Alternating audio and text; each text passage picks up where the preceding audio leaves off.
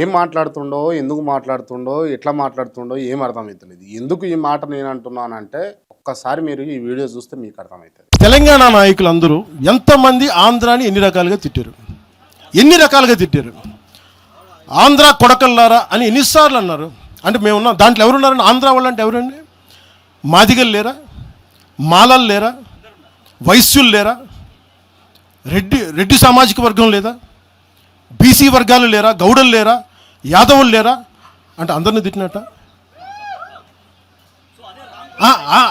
అది మీరు సంతోషం, మీరు తీసుకెళ్ళండి.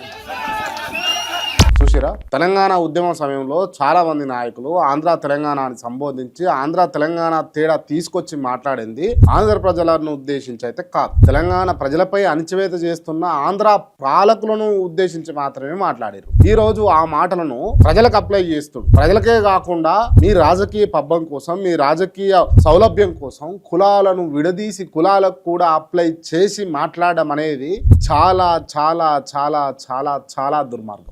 వ్యక్తిగతంగా నాకు పవన్ కళ్యాణ్ గారు అంటే చాలా గౌరవం, ఇష్టం. గబ్బర్ సింగ్ సినిమా 3-4 సార్లు చూసిన. అత్తారింటికి దారే సినిమా ఒక 5 సార్లు చూసుంటా. ఆ డైలాగ్ల కోసం, ఆయన యాక్టింగ్ కోసం, ఆయన ఎలివేషన్స్ కోసం. ఆయన సినిమాల్లో ఒక విపరీతమైన క్రేజ్ ఉన్న కల్ట్ ఉన్నటువంటి వ్యక్తి పవన్ కళ్యాణ్. దీంట్లో ఎవరు కాదనడానికి లేదు, ఎవరు మార్చలేరు, ఎవరు చెరపలేరు. కానీ రాజకీయం అనే అంశంలో పవన్ కళ్యాణ్ ఎప్పుడూ కూడా తప్పటడుగులు వేస్తూనే ఉన్నారు. ఇప్పుడు నేను ఒక జర్నలిస్టుగా ప్రజల ముందుకు రాణించగలిగిన, ప్రజలు కొంతమేరకు ఆదరించగలుగుతాం. కానీ దీన్ని అదురుగా చేసుకొని నేను ఇప్పుడు సడన్గా సినిమాలలోకి పోయి నేను విలన్ రోల్లు చేస్తా, నేను ఇరగదీస్తా, పలగదీస్తానంటే వర్కౌట్ కాదు. ఇక్కడ వచ్చినటువంటి ఆదరణ అక్కడ రాకపోతుండొచ్చు, ఇక్కడే ఆదరణ అక్కడ కూడా రావాలంటే సాధ్యపడదు. ఇది నాకే కాదు, అంటే ఎవరు దేంట్లో ఏ వర్క్లో నిష్ణాతులో ఆ పని చేసుకుంటే బాగుంటుంది. నాకు అన్ని చేస్తా, నేను తెలుగు భాష లెక్క ఆడా ఉంటా ఈడా ఉంటానంటే మాత్రం ఆగమాగం అవుతుంది అన్నదానికి నిదర్శనమే ఇది. రైట్, ఎవరైనా మనసు నొచ్చుకుంటే ఐఎమ్ సారీ,